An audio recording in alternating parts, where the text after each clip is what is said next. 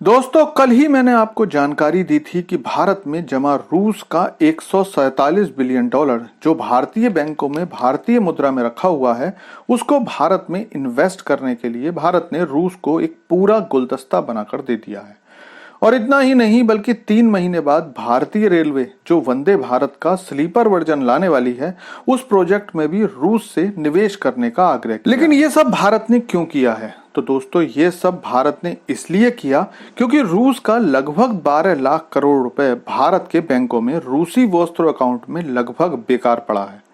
लेकिन जो खबर अब निकलकर सामने आ रही है, उससे पता चलता है कि भले ही ये खबर मीडिया में देरी से आई हो, लेकिन रूस अपने उस बेकार पड़े पैसे को इस्तेमाल करना शुरू कर चुका है।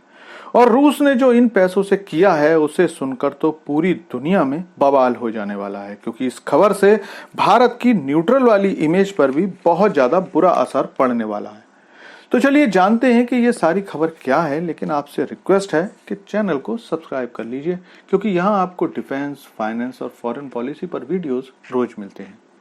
तो दोस्तों, पिछले 2 साल से रूस यूक्रेन युद्ध के कारण रूस, जो कि हथियारों के सबसे बड़े निर्यातक देशों में आता है, उसके पास भी हथियारों की कमी हो गई है।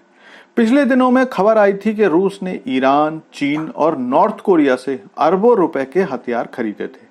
लेकिन कल जो खबर निकलकर सामने आई है, उसके अनुसार अब इस लिस्ट में भारत का नाम भी जुड़ गया है। दरअसल इस खबर को देखिए, जिसमें बताया गया है कि रूस ने भारत से लगभग 4 बिलियन के हथियार खरीदे हैं। अगर भारतीय मुद्रा में इसे कन्वर्ट करें तो अमाउंट लगभग 35,000 करोड़ रुपए होते हैं। हालांकि ये खबर भारतीय मीडिया में आई है, लेकिन इस खबर में कितनी सच्चाई है ये कहना मुश्किल है, क्योंकि अगर रूस ने भारत से हथियार खरीदे हैं तो यकीनन भारत की न्यूट्रल छवि को धक्का लगने वाला है। खबरों के अनुसार रूसी कंपनी ने यह हथियार भारत में जमा उस पैसे से खरीदे हैं जो कि भारत में रूस के वोस्त्रो अकाउंट में पड़े थे, जिन्हें भारत ने ही रूसी कच्चे तेल खरीदने पर जमा कराया था। इस खबर में यह बताया गया है कि क्योंकि रूसी कंपनी को अपने 8 अरब डॉलर को निवेश करने की कोई उपयुक्त स्कीम नजर नहीं आ रही थी, तो उसने उसमें से 4 अरब डॉलर के भारतीय हथियार खरीद लिए। लेकिन मैं फिर कहता हूं कि इस खबर की सच्चाई पर सोच समझकर ही भरोसा करना, क्योंकि पिछले दिनों ही एक खबर छपी थी कि भारत ने यूक्रेन को 155 मिलीमीटर तोप के गोले सप्लाई किए थे।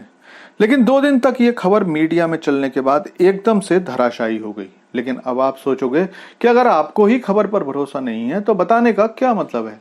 तो दोस्तों, आपकी बात सही है, लेकिन दरअसल भारत को लेकर पिछले दिनों पश्चिमी मीडिया में कई गलत खबरें आई हैं, और कौन से समाचार आजकल सुर्खियों में हैं ये बताना हमारा काम है, और उस पर अपनी राय भी हमने दे दी है। बाकी इस पर देखभाल कर ही भरोसा करना चाहिए। अब ये सही है कि रूस के लगभग 12 लाख करोड़ भारत में वोस्त्रो अकाउंट में जमा है, लेकिन कोई ये कहे कि भारत में निवेश करने के लिए सही स्कीम दिखाई नहीं दे रही, तो ये तो थोड़ी अतिशयोक्ति हो जाएगी, क्योंकि दुनिया की सभी बड़ी बड़ी कंपनियां और इन्वेस्टर भारत में इन्वेस्ट करने के लिए लाइन लगाकर खड़े हुए हैं। और भारतीय अर्थव्यवस्था का ऐसा कोई भी सेक्टर नहीं है जो अच्छी खासी ग्रोथ न दिखा रहा हो।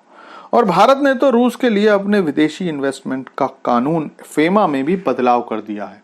ऐसे में अब रूसी धन शेयर बाजार में भी इन्वेस्ट किया जा सकता है।